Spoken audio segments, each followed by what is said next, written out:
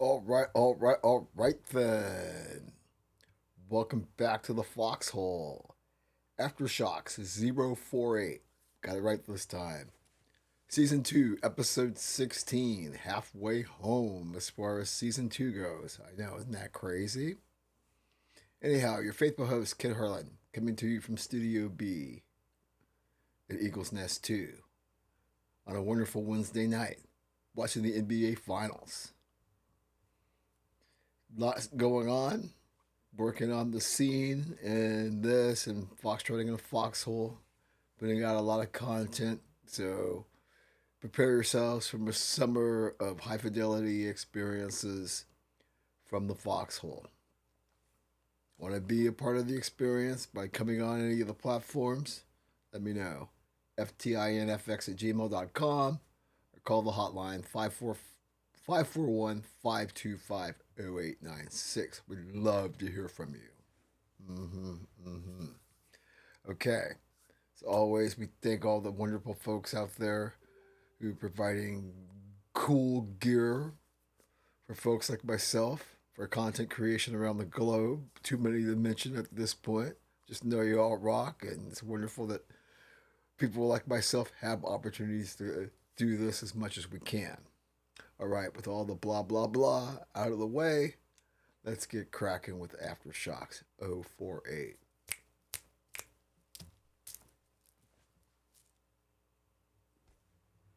Wow. So I was out for a walk. This is earlier. And I had my DAP on, digital audio player. Yeah, for the cool folks that still think fidelity matters and aren't listening to streams or some other compressed mumbo jumbo. Anyways, I'm sitting there and I bust out REM's document number 5. Yeah, I'm a sucker for the IRS years. Not that when they went on the big label, that wasn't bad either. But you know what I'm saying.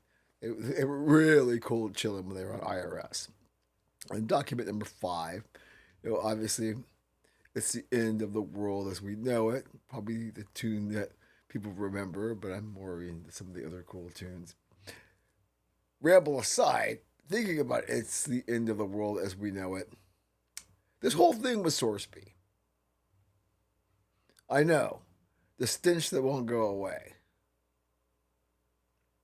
The yacht that is college football has finally crossed a Rubicon. Is it fair to say? I mean, we're talking about crossing the Rubicon in a yacht. No pontoon, no rowboat. You're just cruising in a yacht. And luckily for our world, there's a lot of indignation. Oh, you've got some whackball folks out there who are down with this bullshit. Pardon my language. Got to get the cuss jar going here.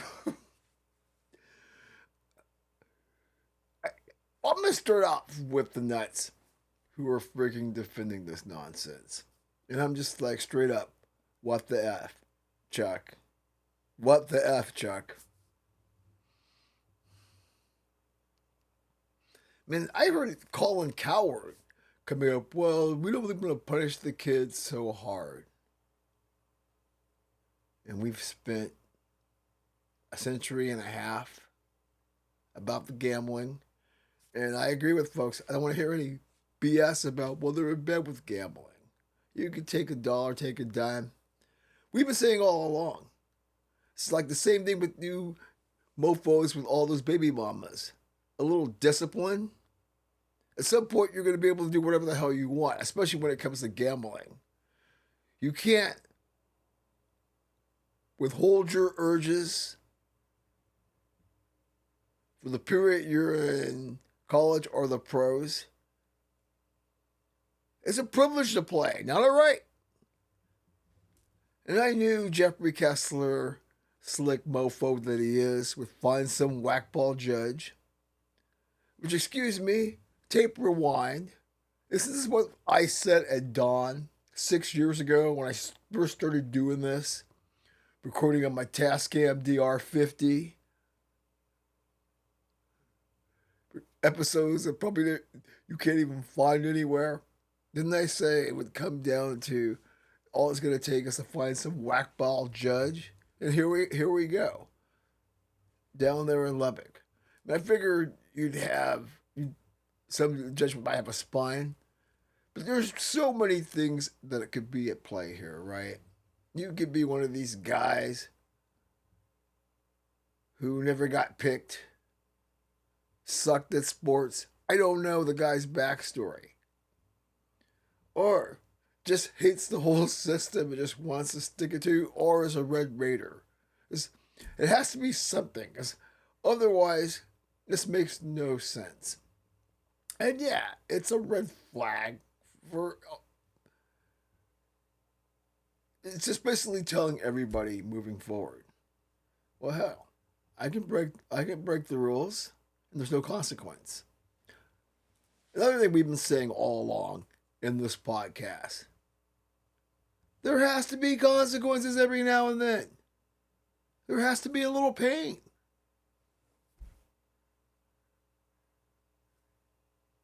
A lot of pain, really, when you break the rules.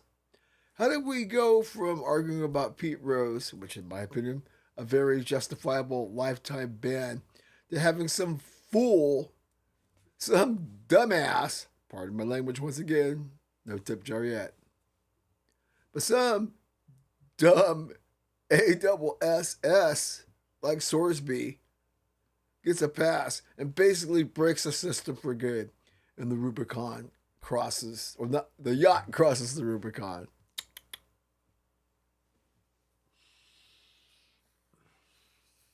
Excuse me. But when did this, because the crutch and privilege, let's first couple those together. Now, the crutch, the judge had empathy for that he has a mental weakness and that addiction, and that we shouldn't punish somebody. We should give somebody another chance. But the fact of the matter is, Sorsby was the top quarterback in the portal.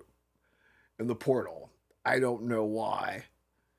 Having not watched too much of what he did at Indiana and Cincinnati.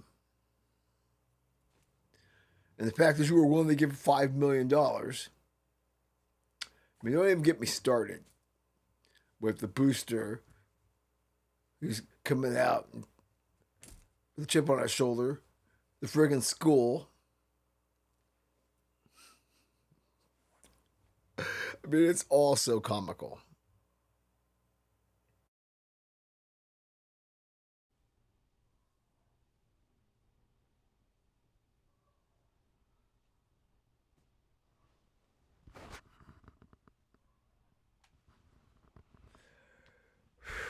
So comical. You've got schools who are going to try to make an attempt to boycott Texas Tech. In the end, what is this going to do? More money for the lawyers. Another thing we said back in the onset, back in 22. You know that PIL song I'm always singing? This is what you want. This is what you get. This is what you want. This is what you get. This is what you want. This is what you get. Now, the bigger question is, can Congress come in and save the day?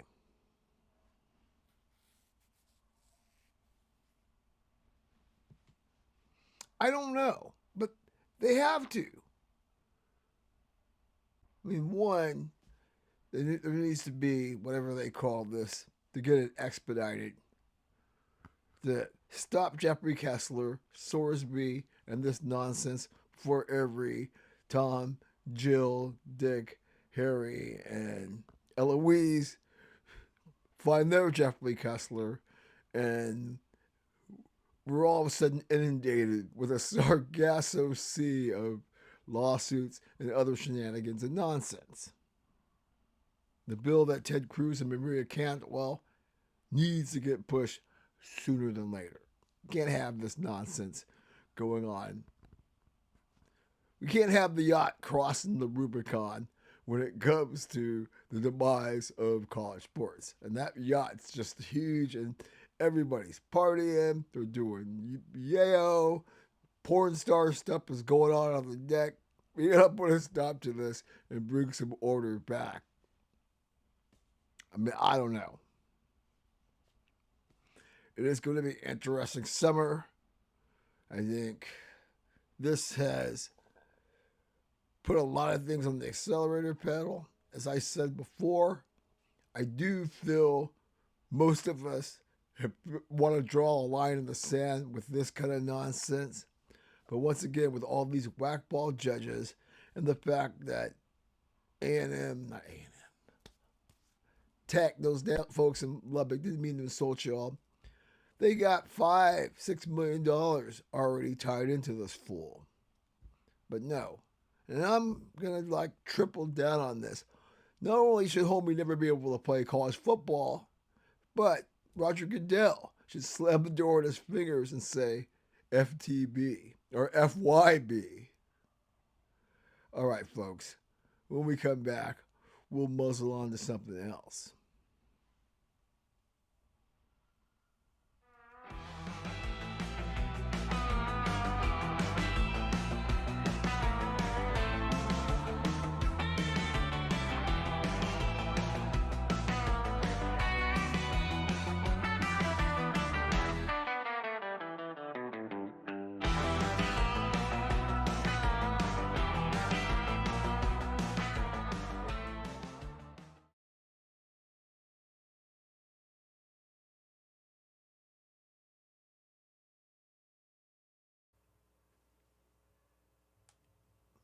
All right, then. Welcome back to the Foxhole.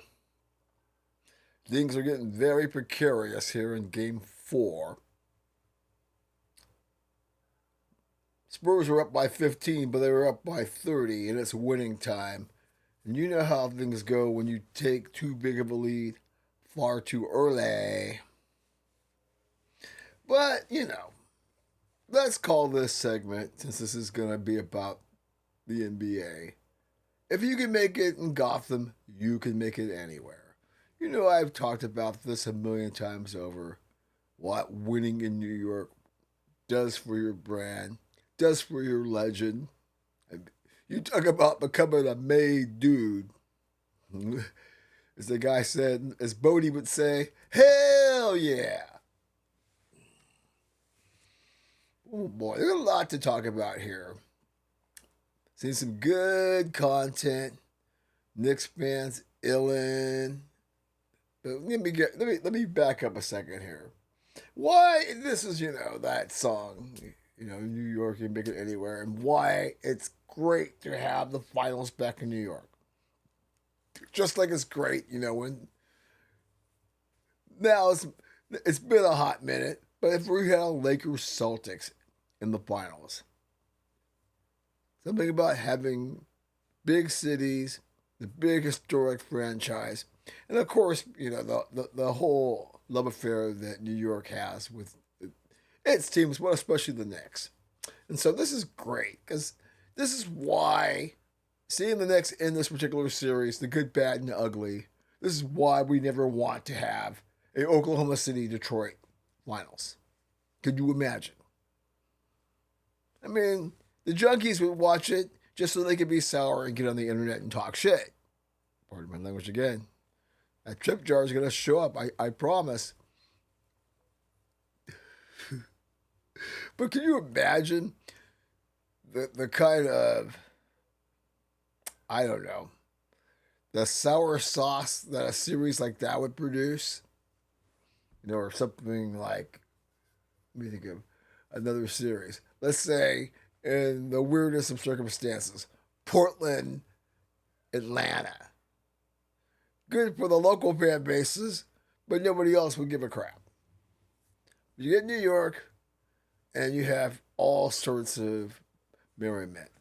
Now, obviously, the president coming to Game 3, all sorts of opinions, emotions, definitely added to a weird backdrop.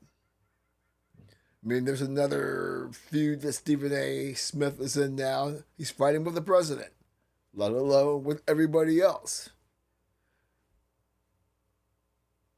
I don't know where that guy got off that he's, walking among the immortals like he part of the Red Sea. But that's another conversation. We'll probably attack that in the next episode of Fox Dragon or Foxhole, I would imagine. Let me stay focused with everybody that got political. People that got wet on the other side of the aisle when the Knicks lost. Said it was Trump's fault, even though there's no way Trump had anything to do with the Knicks losing. And boy, oh boy, it's getting pretty tight over here. Once was 30, is now 11 for that favorite timestamp. The problem I have with people getting their panties in a bunch about someone like Trump attending a game, which you would think, like them or not, is the chief executive. That's something they're always going to want to do, photo ops. Some people have had the grace and dignity to not go that route, but obviously this guy does. And you folks who say he's posing, you know nothing about New York and you know nothing about what this guy has been doing, right or wrong, in the Big Apple over the last, 40 or 50 years. So, of course, his ass is going to be at the Garden. Come on, y'all. Stop it. And the problem I have with it is if the Bulls were relevant sometime last decade or so and a change, the conversation would be different. Because Barry would be pimping. Would be pimping at the United Center if the Bulls were relevant right now. And you all would be on that side of the aisle would be playing a little, cool in the gang. So there's plenty of things to get mad about with this administration and the last one, and probably a couple. But stop getting so angry when it comes to these photo ops. Yeah, it sucks if you're going to the game and there's an extra layer of security, which means getting in is even more of a pain in the ass. Which I know if that was me, I'd lose my mind. But so be it. You want to be at the big show, deal with the big show headaches that come with it. Okay. And speaking of the Knicks, even though they're trying to fight their way back into this, the thing that intrigues me about this is, when it went 2-0, yeah, Wemby and company, they kind of pissed game 2 away. Probably should have came over with the split, but they didn't. And going into game 2, or game 3, I mean to say, all those people that counted those chickens before they hatched. I mean, all the chest bumping and big D energy and big C energy and whatever you call your favorite parts, or not so favorite parts, depending on how you look at it. And it's down to 9 as the Spurs continue to wilt. 532 and some change. But yeah, we'll see what happens here. It's almost like I feel weird because if it goes 3-1, it's a whole different dynamic, especially with the Spurs being up so much. But the fact that the Knicks do lose game 3 at home, the first finals game since 99.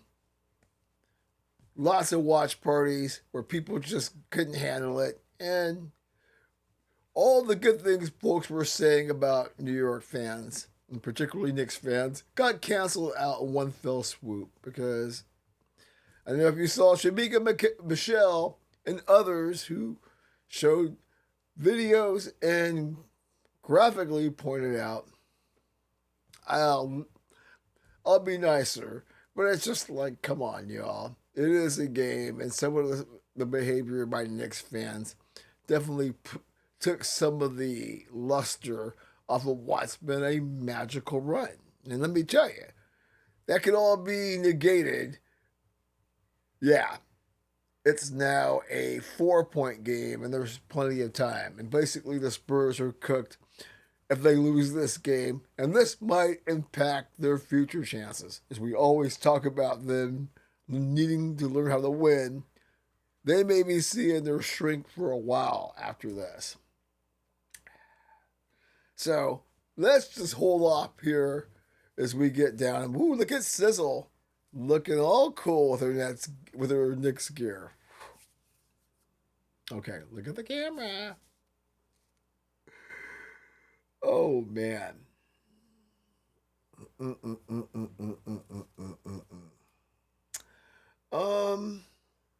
It's Mr. Silver. You see him on what do we call it? The NBA on ESPN now, talking about tanking and flopping.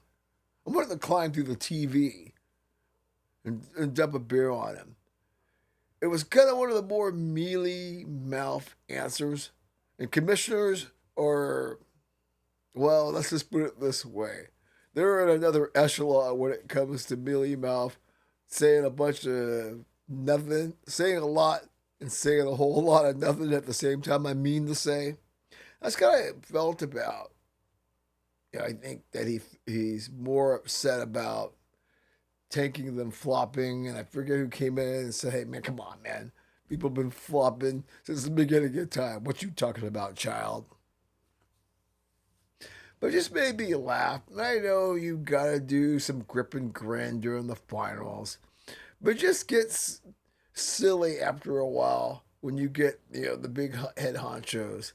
And what's that guy say in that epic episode of Sopranos? You're speaking shit to me. And that's what I felt when I saw the commissioner on the other day.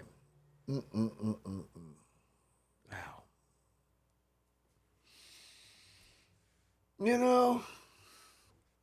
It's just funny though when I look at this league and I'm trying to figure it out when it comes to the identity, right? Because everybody talks about how it's great for the city when these teams like a team like the Knicks who have not won since 1973.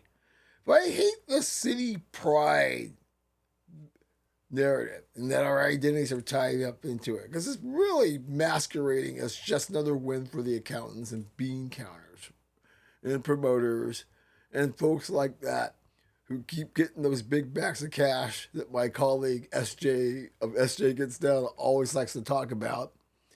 And just after a while, and it goes back to what Shamika, Michelle, and others were saying, especially when the folks illed after Game 3. Like, you have no real skin in the game. Maybe if you're working someplace, you're a barber, you're a caterer, and you're getting fat stacks because of the business of being generated from a major event like this. Especially, this is the first time that they've been in the finals since '99. So I get that part. But everybody else, and, this whole city pride, and it's just puts a shot in the arm. Yeah, but for some, and I know I'm just like somebody coming off of PSG winning back-to-back titles, and I'm still on cloud 59 as far as that goes, but I'm still level in terms of the whole pride thing. And I'm not talking about that kind of pride. I got some things to say about that. But, we'll keep it level and keep it on point. Oh, dear, this game is getting way too tight. And we got to keep talking. So, we're going to jump to something else while I figure out what to do next here.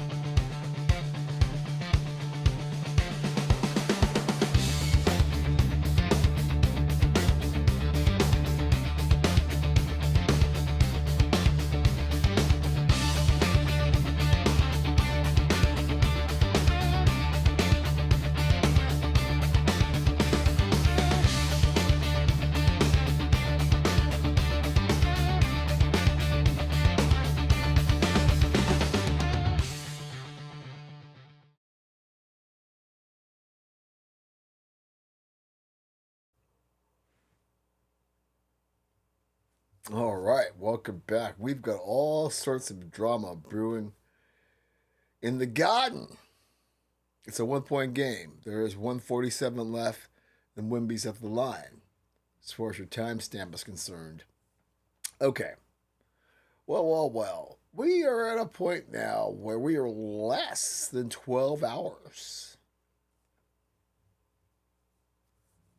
from the World Cup party finally descending upon us. Yes, all the talk, all the hype is over. Now we get to spend a couple of weeks watching the world's biggest sporting event land on our shores. Canada and Mexico as well, part of the big party. All eyes are on us, and there's already comments. Just watching that. One of my favorite commentators, PSGINT. Interesting kid. But getting his perspective, which is always going to be a bit jaded, but from other folks who talked to him, this is definitely a trying experience for many coming over here in these interesting times we're living in. Yeah. Well, for me, it comes back to the United States men's national team. Like it or not, they are one of the main attractions in this cavalcade of stars. On their home soil, and the fact that we're putting the party on. And let's face it, we haven't really achieved much in terms of global glory. And in this particular case, a good showing would be global glory. Nobody expects the United States to hoist the trophy at the end. Not impossible. I mean, clearly,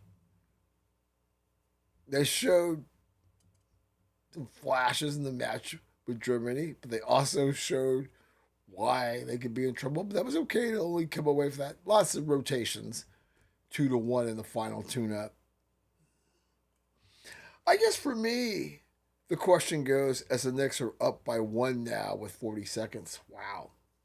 The question for me is going to be, where do we go if this World Cup ends up bust?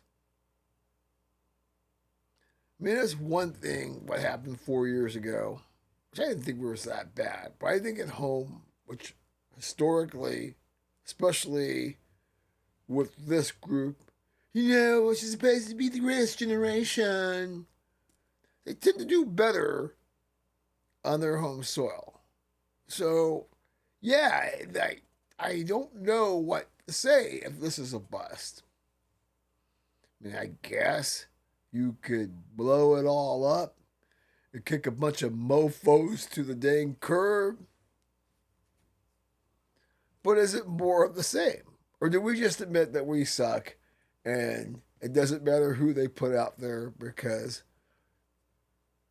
this ain't really our bag in terms of competing with the big boys of the world?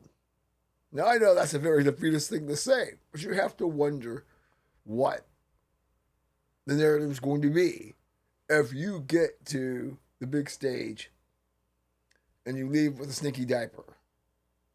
Especially as salty as American sports fans and the people who commentate it are particularly hard. Especially that crowd.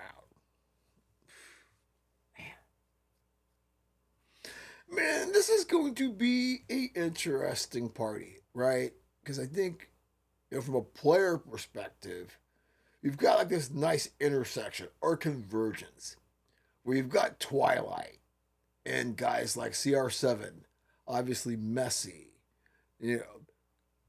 countless goalkeepers and other. I mean, just a cast of folks. When we talk about logging the team picture is being taken right now. You've got some interesting stars of the present, and that can range from a Kylian and Mbappe,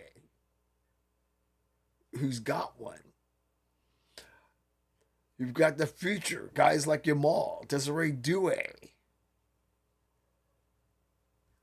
So, many great storylines, many great talents. many great legends that have been made or in the making and are about to start writing their book. And that's why this is one of the biggest spectacles.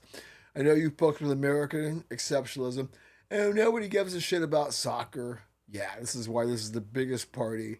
It really dwarfs even the biggest things we do, and we do things pretty big. I think the World Cup.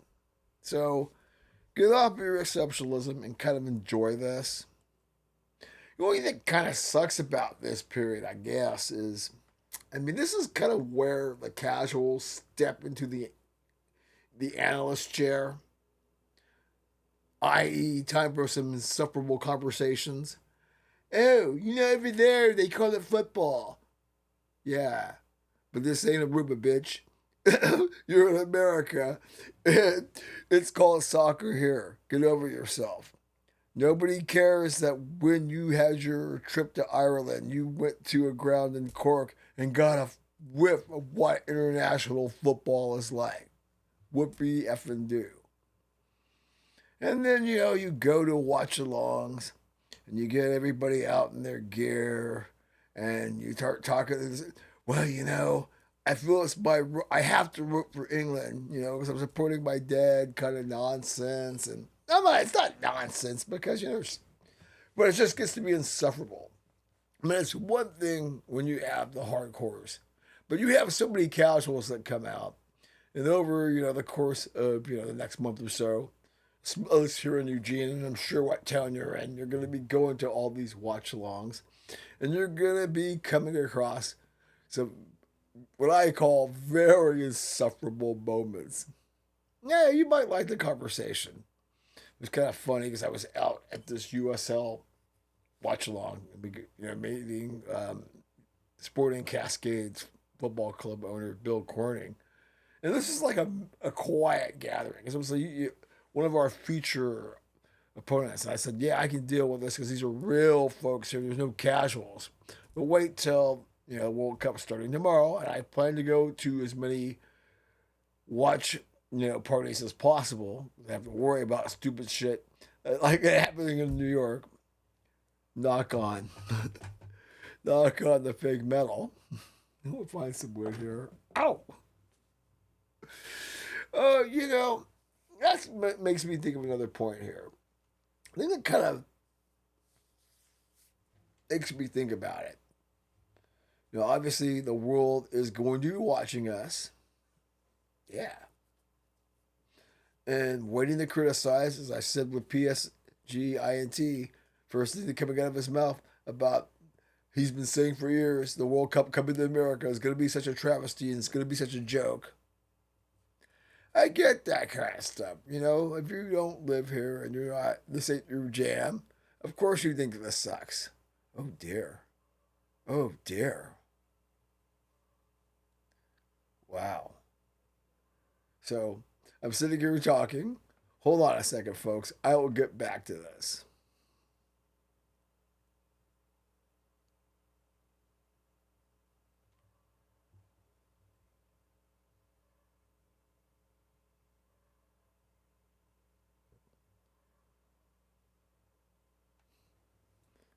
Okay.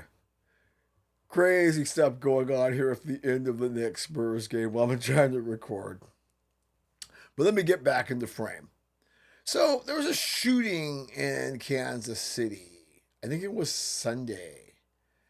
And it was kind of, I don't know how close it was, but not direct where the England national team, she's coming home, folks. Yeah, or it's coming home. And of course, leave it to the British press. Already jumping on America, talking about how in danger, and this is already an ominous sign. And it's like, this has nothing to do with Britain. It just has to do with, yeah, you're in America. And there's some violence that could be happening up in this bitch. Duh, did you get the memo? But yeah, and give the global media flowers for kind of shutting it down and telling the Brits they were already high on my list from watching them in Champions League in terms of their opinions about their own country and others, or the vibe they give off in these telecasts, of course they were going to run this. And I got nothing against Brits. To say, we're all rolled up together, right? In terms of the English language speakers. But that said, it's crap like this that just drives me up the wall. Where, yeah, I get it, and that's kind of unfortunate, but don't make it seem like, golly grief, there might be some link to It's Coming Home being close by and some idiot with a gun popping up and injuring people in the KC Metro. 1 and 1 doesn't have to be the same. Oh dear. Wow. And it looks like the Knicks are gonna win late with a tap in. That's why we had to keep this segment going. Well, I could keep things up. Wow, this is crazy. What a collapse. But anyways, let me keep focused. I just really hope that nothing stupid happens during this World Cup interval, and that the folks in the global media, because we know America, we got our hands tied with all kinds of stuff in this window. You folks in the global media, watch the spin making, keep the optics. Man, if it's legit, fire away with both barrels. But don't go looking for monsters and boogeymen when there are not any. Okay, folks, when we come back, we will do some parting shots and probable salty takes.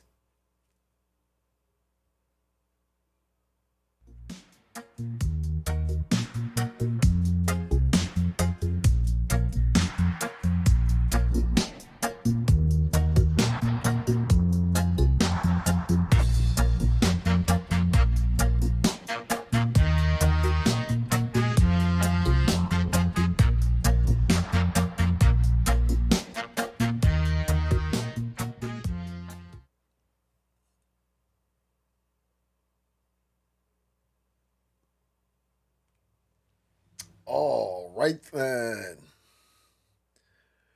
Bedlam in Gotham right now. We're still about 1.2 on the clock, so San Antonio is going to get one more shot. But then again, you were up by 30. Yeah, this could have a devastating impact on them. That's all I'm going to say. Okay. Final. New York 107, San Antonio 106. A lot to be said about this and Fox trading in a Foxhole on Friday. This you can guarantee. All right, let's wrap this up here so I can get all the data points in. You knew I was going to have to go here at some point. You just knew it. In fact, because I got to go here, let me do a little bit of an adjustment here. Oh my, oh my, where'd you go? See, I love when the props disappear.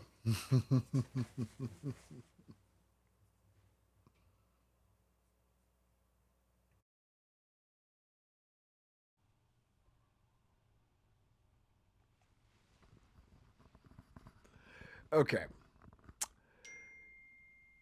Yeah. What is the word? No, see, we got everybody just ringing and buzzing me, and yeah, one of the casuals, or my colleague, whose daughter dates somebody who's a Knicks fan, so all of a sudden she's happy. This is what I'm talking about. But hey, bless her. She doesn't watch this anyway, so she'll never hear. But yeah, let's go with the Queen, Caitlin Clark. My oh my, y'all making Oliver Stone proud over here. Let me tell you, she had a game winner, her first since she's been in the WNBA. Kudos to her. Big win. If they lost to the Mystics, I do feel the Queen's Court and the Apostles would have been on suicide watch, and we'd be still talking them off the ledge. No frigging doubt about that. But the talk about Stephanie White and her obsession with Kelsey Mitchell and Aaliyah Boston, trying to make them the focus. I don't get it. They did make a good run with these folks without Caitlin Clark. So it's the Caitlin fans pretty much, if you're not catering to Caitlin, and they must know something I don't. I've been hearing it, but somehow when we talk again, Caitlin's going to be wearing the purple and gold of the Sparks. I don't understand if you are Indiana, why you would trade the most popular and loathed player in the league unless she is that much of a diva and that much of a pain in the ass to deal with. I don't know, because you can't trust anything the apostles say, and you can't trust anything the haters camp say. It does mean win this NBA Finals, which after the Spurs laid a stinky diaper like that, it's going to be sooner than later, and the World Cup is over, it's going to be a prime story. And yeah, somebody said it today when I was watching Fearless. Someone just said whoever gave Jason props for naming it as the WNBA turns, because it is a soap opera, and between the whackballness that goes on with the people on the court and dealing with its biggest stars, and the post-creating content and the media, it's all these weird stereotypes that the misogynists and chauvinists say when it comes to women's sports. Not that easy. It's far more complex, but there's more than a kernel or two of truth in that bowl of popcorn. And I ain't lying about that. Yeah. But hey, kudos to Caitlin. Big shot. Big win, because I had lost to my girl Sonia Chatrone again. Like I said, folks would have been in a very bad space. This we know.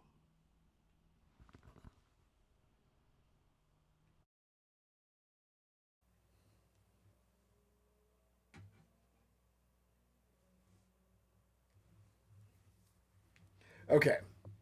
You want to talk about some madness as far as the Psycho Ward is concerned. This Brandon Ayuk fella, somebody we've been talking about quite a bit. Obviously, he's linked with my Commanders as a possible landing spot because of his connection previously with AP Adam Peters. But my God, Commanders, stay the F away. This guy, and I mean this guy, making all that money. And instead, I said earlier about the whole crutch with mental illness and stuff, and I'm not one to dismiss it, because if you need help, you need help. And sometimes there ain't no masking this. And with this guy, I don't know. It's not going over the deep end. He's just stone cold crazy, in my opinion. And I would think not only the Commanders, but any team. I mean, this is a guy that walked away from, what, $27 million? And really, all he has to do is, like, communicate with the 49ers. I get the 49ers basically saying, yo, bitch, we're not going to make it easy for you to have your way. Yeah, you have fantasies, and all you got is Jaden on your mind. And hey, it's going to be great when I'm playing with my homie. Because I remember before this BS happened, and he somehow gotten, this was like Jaden's rookie year. And he was somehow posting clips from our practices on his feed. And just like, man, this can't be good for the 49ers. And probably not good for the Commanders either. But I just wonder, have you sullied yourself to a point where nobody's going to want to take a flyer on you? Because I have my doubts. I can definitely tell you that. I mean, this is another study in madness. And as I was saying to somebody the other day, Like we need another one of those. All right, what else are we going here? Let's have some real talk about a local legend here. Right, all this talk about quarterbacks, just saw Sizzle and Kelsey, they're doing their thing. They're going to get married in the garden. I thought about my man, Justin Herbert. That guy, what did he have? Like a 4.06 GPA and some badass, was it biology or engineering and all that stuff? And, when he first stepped on the field at Autzen, it's been a hot minute now. I remember saying, man, this guy looks like he's an NFL quarterback. I know you've heard me say this ad nauseum. You're tired of me talking about it. But I have to wonder heading into this season, because, I gave Lamar, Joey Cool, Josh Allen a tongue lashing a little while back. But somebody needs to give this kid. You could probably throw Trevor Lawrence in there, but Trevor Lawrence is going to say, hey, man, I've won some playoff games. What about this bitch?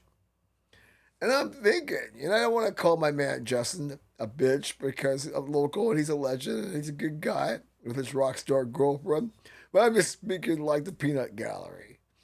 And yeah, would never say that about Justin. But I will say this, homie, your ass has got to deliver. It's stone cold deliver. I do feel you won't even get, regular season love if you don't do something like this year. Which is going to be interesting because the media loves him, as they should. He's not going to do anything to piss you off. He's shown he's a tough hombre. He just can't get it done in the most important time of the year. And he's got to do that now. I mean, he's got, Colin Cowherd said he may be the greatest coach ever in all American sport, which is absolutely ridiculous, but that's Colin Cowherd for you. That's, never shocked when it comes to one of those kind of takes. I don't know. But I will say this, speaking of Justin's alma mater, it did warm my heart this week. Obviously, the Ducks knocking off the Beavers and being able to go to the Super Regional. That was one thing. And then Oregon getting into the Super Regional and coming up short in their quest to make it to Omaha in the Men's College World Series. But the banner between those two fan bases is why college sports, in a moment of, I wouldn't say pure darkness, but it's pretty dark with Sorsby and a lot of the other BS that we're subjected to on a daily, with loyalty, money, shitbirds doing this and that. But it's still nice to know rivalries still have some meaning and you can still get under somebody's skin, under their knuckles, in their hair. Because when the Ducks got knocked out of the regional, Beaver fans cackling back after the Ducks had knocked them out of the Eugene regional, I said, this is beautiful. And folks, do they have, these college sports fans got the longest memories, right? I mean, you think they live in the 1890s, the kind of stuff they're pulling out of their boo-boo. But once again, I think it's a beautiful thing. And it's the one thing about college sports that keeps someone like me wanting to talk about it, wanting to still watch, and otherwise a very sour time. When it comes to Sorsby, FTB, yo.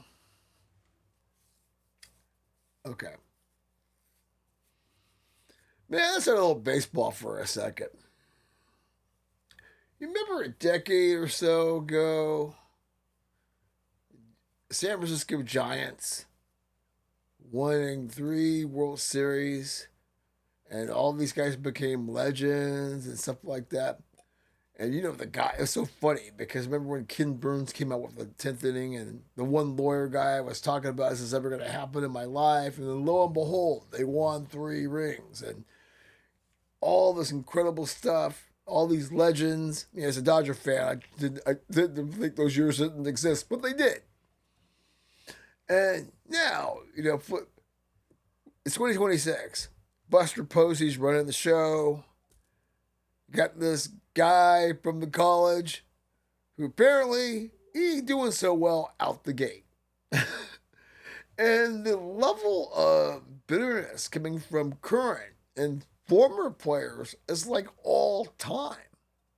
And we're talking like some the most bitter pills or wherever pharmacies near China Basin, you know, obviously where, what is it, Oracle Park, where they play.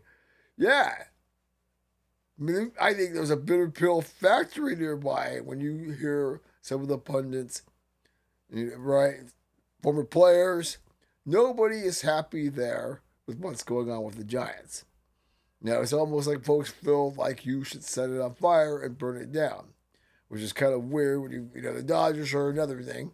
But when you look at the Padres and the Snakes, and they're solid teams. I mean, yeah, competing with the Dodgers is not easy. We get that in this day and age. But come on, it shouldn't have to be a stone cold dumpster fire. All right, man. So, I'd be remiss if I did not hype season 3 of The Scene. One's in the can. Once I'm done with this, I'm going to string together episode 2. So, along with this, we'll be dropping episodes 1 and 2. 3-1 is a conversation with Angie Wright of the Alabama Shakespeare Festival. She's a wig master, dear friend of mine. Wonderful time there. You need to check that out. And episode 2, which is basically in the can, I just gotta put it together. Great conversation with Danette Lamson of the Roving Park Players, itinerant community theater. We had her on in season 1 of The Scene. A lot of great guests on the horizon as far as The Scene is concerned. After many, many moons of promising you, we're finally delivering. This is going to be a summer of high fidelity experiences. We're just beginning to cook in the kitchen. Stay tuned. You want to be a part of this? FTINFX@gmail.com. Love to have you. 541-525-0896. Leave a message. Tell us how we're doing. Like, hype, subscribe to YouTube channel, Spotify. If you're listening to Foxhole, go to Foxhole. Gonna be doing some major changes here, so thank you for putting up with the construction and some of the technical hiccups we've encountered along the way. You know, as we always say, stay safe, stay sane, avoid the bracelets. Ain't got no time for the Gray Bar Hilton. Till we see you again, enjoy some good food and drinks with the people that matter. Keep an eye out for Fox trolling in a foxhole. What will that be? I think episode 318 at the end of the week, as always. Till then, keep it real, keep it tight, keep it clean, and we will see you soon.